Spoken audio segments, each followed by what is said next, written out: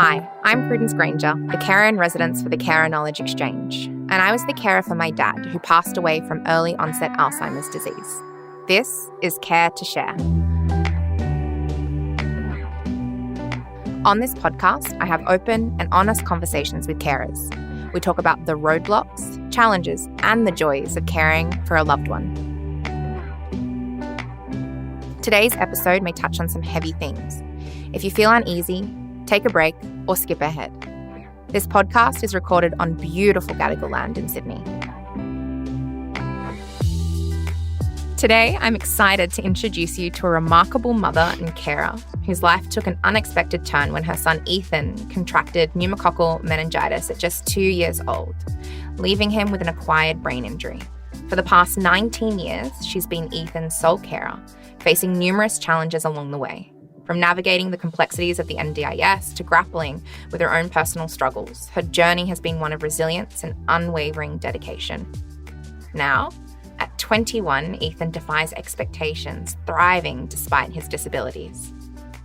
Today, we delve into their story of love, sacrifice, and the unbreakable bond between a mother and her son. Thank you for being with us today, Sibel and Ethan. How are you? Very well, thank you. How are you, Prue? I'm good. Ethan, how are you today? Good. That's good. Sibel, what did life look like when Ethan was born? I think the same for any parent when they're bringing a child or their first child into the world. It was exciting, new, trying to learn how to be a mother, frantic, chaotic, much the same as many mothers, I think, or first-time mothers. Lots of expectations for what you want the future to look like. So it was exciting.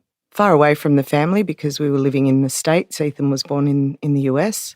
So I kind of did it on my own, or was learning how to be a parent on my own from the onset, really. It was great until he turned 2. So what happened when he turned 2? Ethan contracted, we didn't know initially, pneumococcal meningitis. So it was a month post his second birthday. He was very sick. We had a lot of trips to the doctor's office. And then when I noticed that his symptoms were quite severe, we had 2 hospital trips, and it was the second hospital trip where they were able to determine that he'd contracted meningitis. Things kind of went downhill from there. He was transported from our local hospital to the children's hospital, and 6 weeks post, I guess, of being at the children's hospital in an ICU ward, had to choose the day that his life support would be turned off. So what do you mean by that? Like in advance or? So the doctors, after 6 weeks of Ethan being in ICU, determined that, or they didn't feel that his prognosis was looking good. They gave him a 20% chance to live.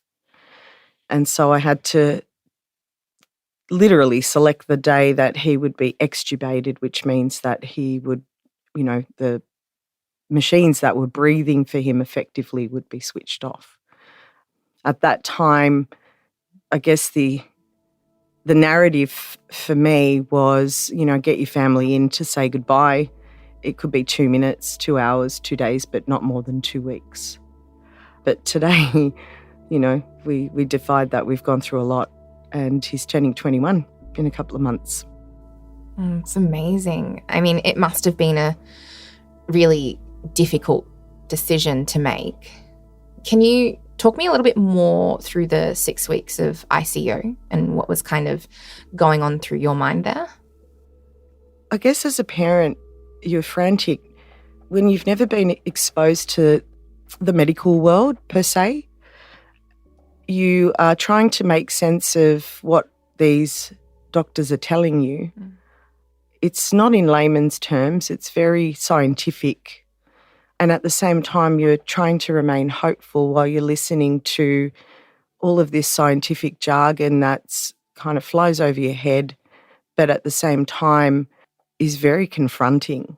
And the confronting aspect of it is that you are literally being told that this person that you've brought into the world, in this case Ethan, is not going to make it. And so there's a decision to, as they say, to move from where there is a medical cure to where they then push you across to palliative care. And I think we resisted that when we reached that 6-week mark and didn't give up hope and maintained that they were wrong with their prognosis or diagnosis, whatever you want to call it, that not everybody is a clinical study. So don't know where that came from, but I think it's just a parent's innate way of feeling something within themselves. So did you end up taking Ethan off the life support? I did. And at what point did you realise that he was defying what the doctors had told you would happen? The moment that they did that. What happened? We had a lot of visits from different doctors coming into the room to see whether or not Ethan was still breathing, how he was responding, and there were some heated moments where we would ask them to leave us alone and that he was fine, he was still alive. 24 hours later, they moved us into a single room in a ward where the nursing staff in that particular ward were given instructions that he wouldn't make it. We were connected with palliative care, even though we didn't want to be connected with palliative care, and I couldn't make sense of why they did that. So for the entire 2 weeks that we were in this single room in this ward, we had nurses that were coming in just, I guess, tiptoeing, waiting for that moment that, end of life would occur. We had anaesthetists that would come in to ask if Ethan required morphine to make him more comfortable. I think I was a little bit defiant and we just refused everything. And within 2 weeks, they could see that Ethan was hanging in there. And Ethan was, I don't know what way I would describe it, but, this remarkable young little boy who was just strong, defiant. He was alive. And it was at that point that the palliative care team said, we're handing him back to the medical team. That's a bit of an emotional roller coaster, I imagine. Very much so. How did you personally cope with that? I didn't. I think I was on autopilot. No, nothing made sense. It was just, felt like a fight all the way through. Late at night while you're laying next to that hospital bed, you're bawling your eyes out. But during the day, you're like a soldier that's on that field ready to go and not willing to give up.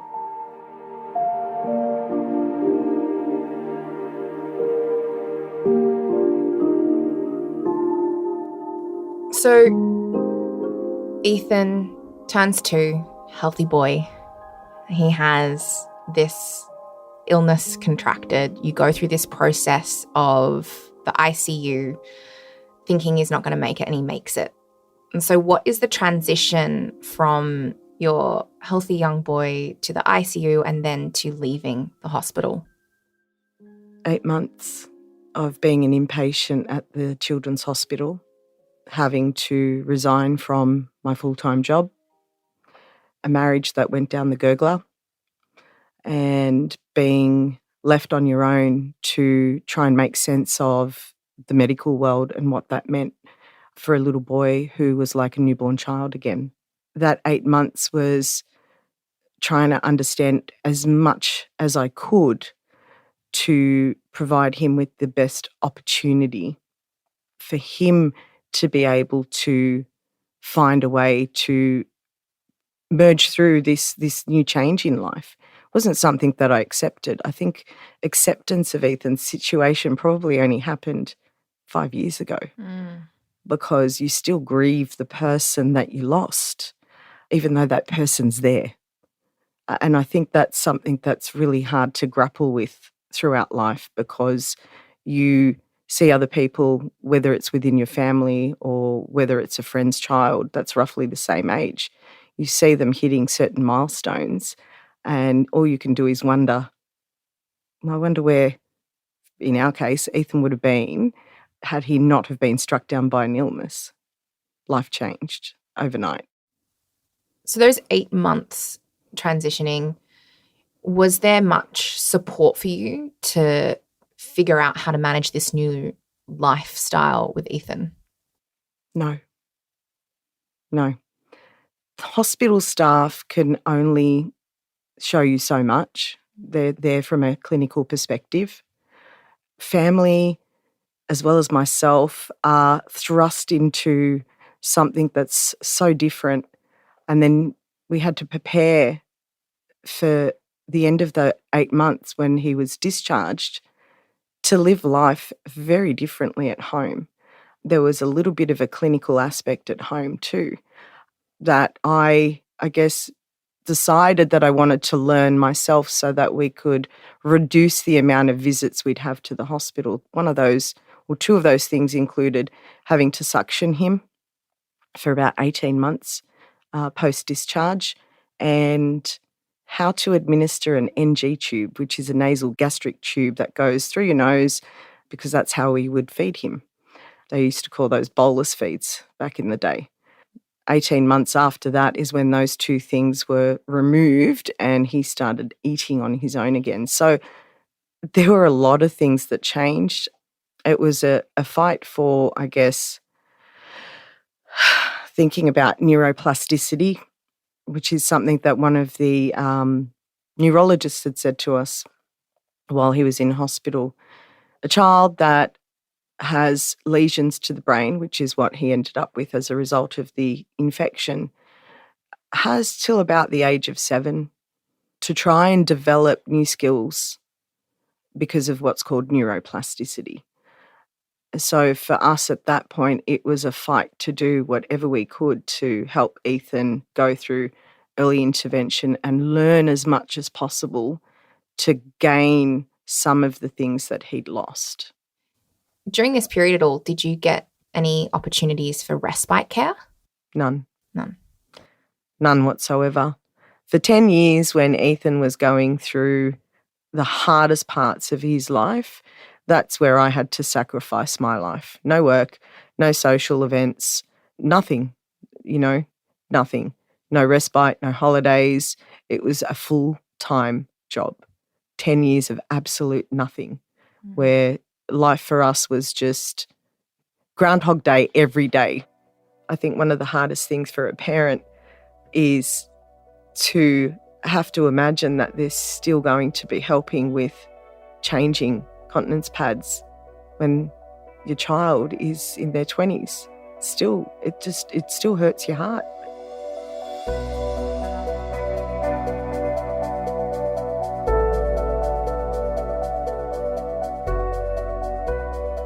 And so how has your caring role evolved over time? That changes all the time. Every year brings a different challenge with it. So very much on our own, trying to slog it out on our own, it's a long day. You have to put yourself aside for the person that you're caring for. Not only is it your son, but it's a person that has thoughts, feelings, needs. Doesn't matter what those needs are, because every age brings a different need along with it. And so therefore, you put everything aside and start really early at the crack of dawn to go through the motions of what's required to get through that day. And it doesn't stop until quite late at night. In most cases, you find yourself passed out on the lounge late at night after he goes to bed. But our day from before school age was different. When school started was different. When school ended was different. And we're still going through learning processes today as he moves into young adulthood and wrestles with the fact that he's a man now but doesn't quite understand what's involved with being a man, from a hormonal perspective at least.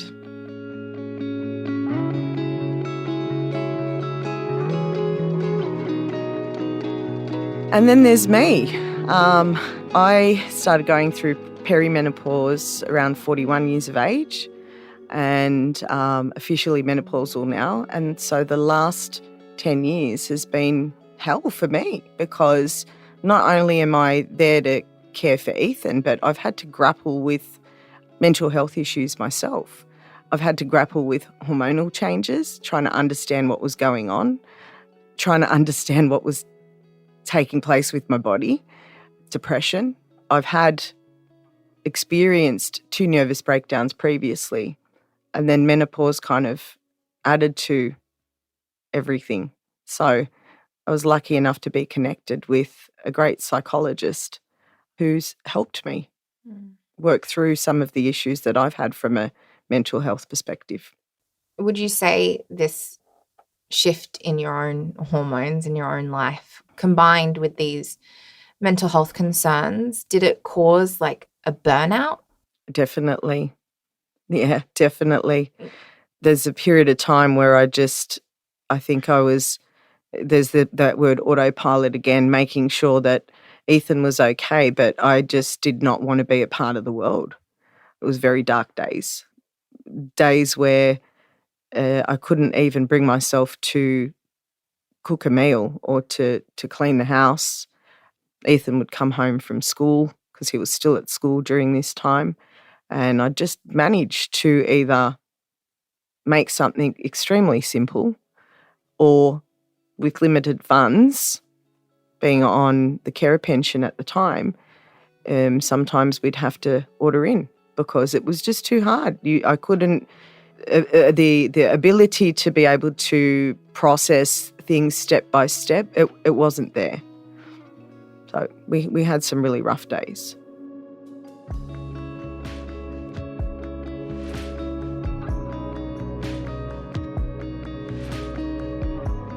You mentioned before the carer's pension. Can you tell me what the carer's pension is? Well, if I'm not wrong, it was roughly about just over $1,000 a fortnight.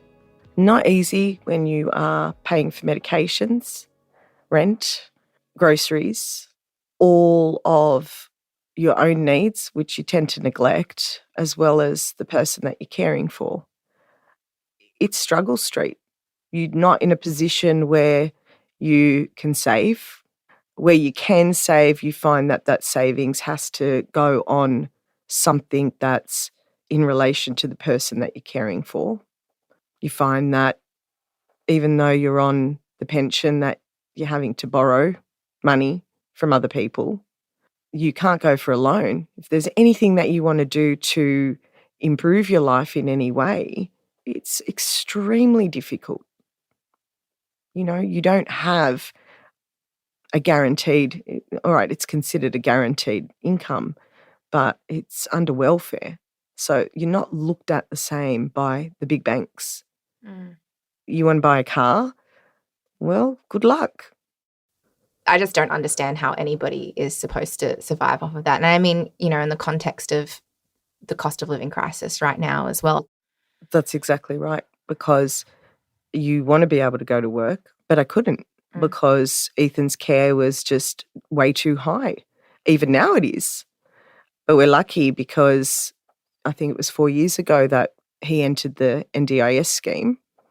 That's where we started to see a little bit of a reprieve.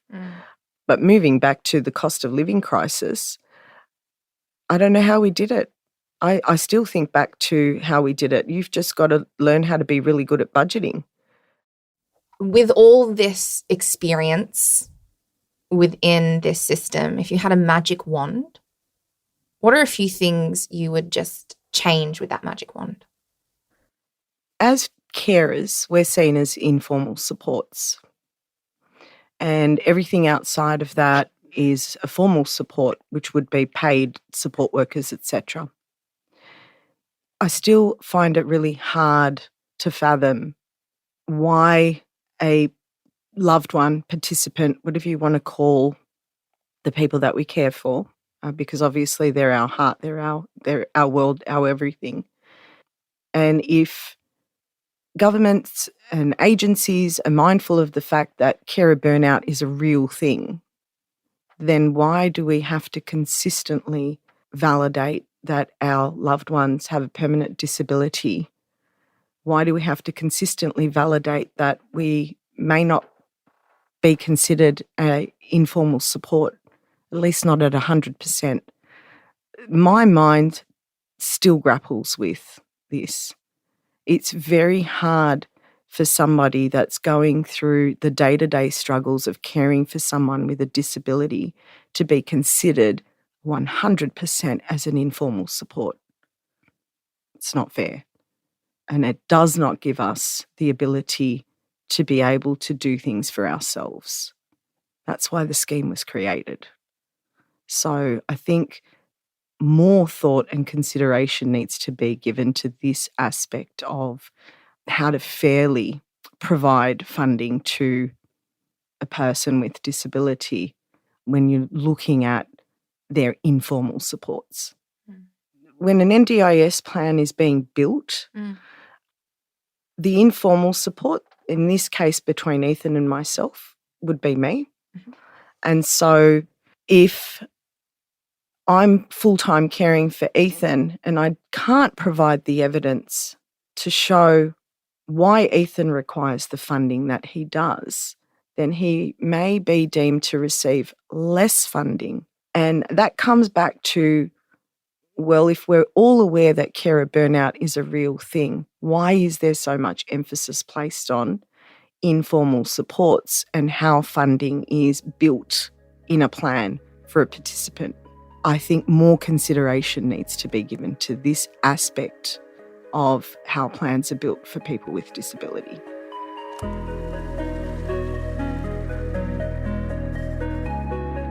Is it empowering for you as a carer to have the NDIS as a system to work with?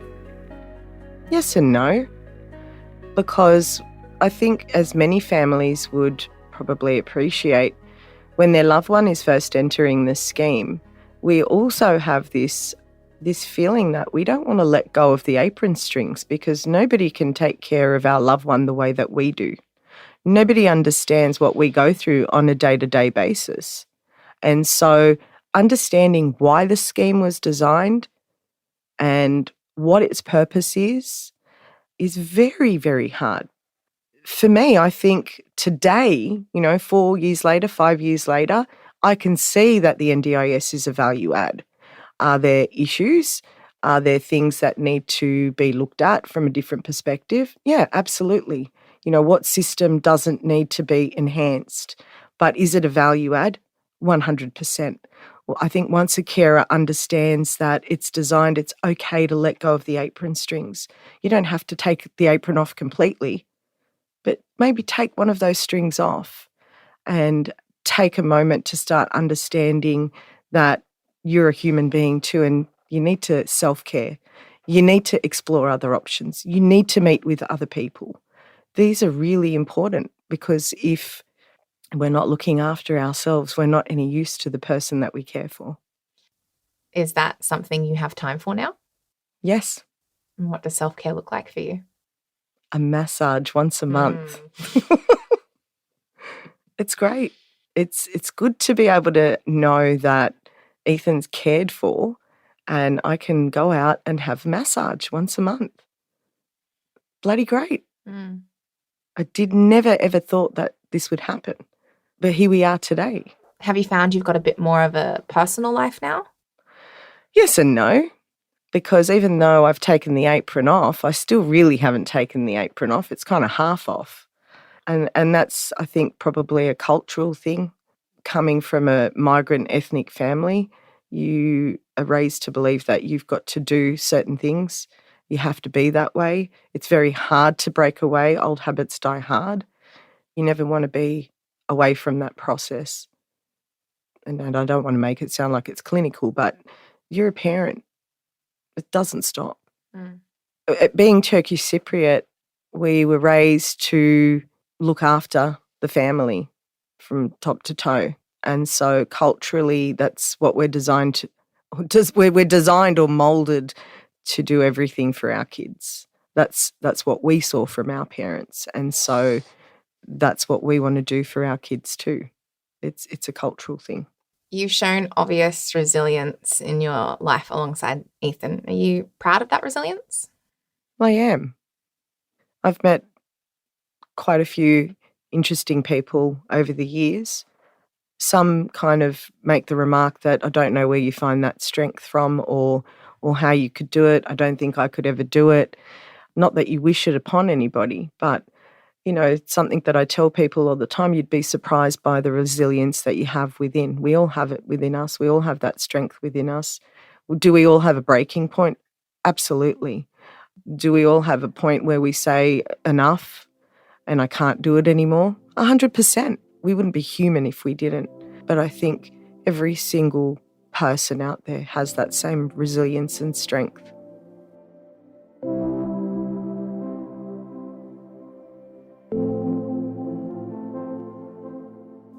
Ethan, your mum said before you have goals for your future and to work. What do you want to do for work? Work as a DJ. Working as a DJ? Yeah. Very cool. Do you like music? Yeah.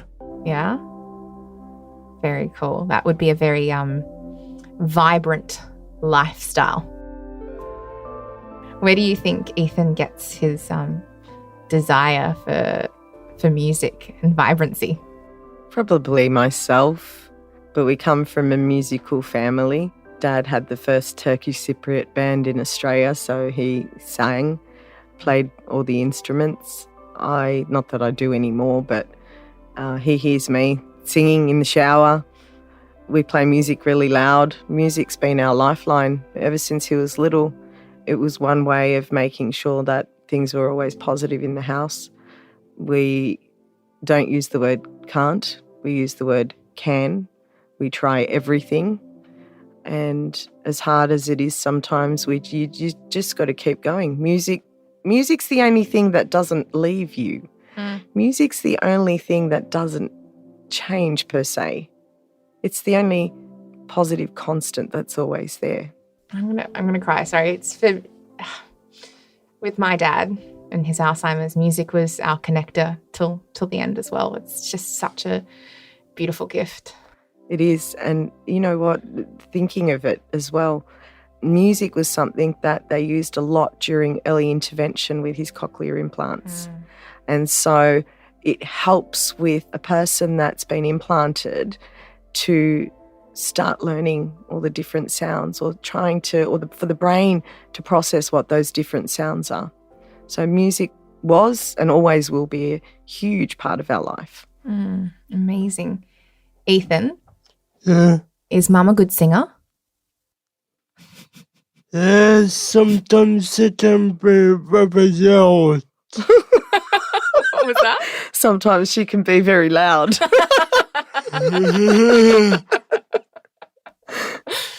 I understand. I love it. Well, thank you both so much for coming in and sharing your story. I'm really glad we got to finish on a really high note, with a high note. That was very clever, very witty. Thank you for having us. I really can't wait to see what you do with your future, Ethan, and I would love to come to your first DJ gig. So you make sure Mum lets me know. Every story I hear, I'm always blown away in some regard, and so I think it's really a privilege to hear your journey and to acknowledge what you've been through from that first, moments in the hospital to these challenges within the system, within yourself. So thank you so much for your vulnerability. Thank you for allowing us to share our story. We're really, really pleased to be here. Thank you.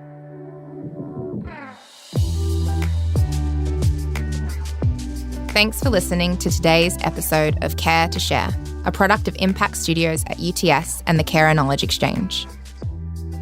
I would like to dedicate this show to my father, Timothy Granger, who passed away during the recording of Season 1. Caring for him was an experience that has changed my life forever. He was my biggest champion, my best friend, and now my greatest inspiration. The Carer Knowledge Exchange brings together carers and former carers, researchers, policymakers and practitioners to share knowledge in a bid to improve the lives of carers by connecting research to practice. It's a partnership with Carers New South Wales and the Institute for Public Policy and Governance at UTS in Sydney. If anything in today's episode piqued your interest and you'd like to learn more, visit us at carerknowledgeexchange.com.au. Support resources and relevant links will be provided in the show notes.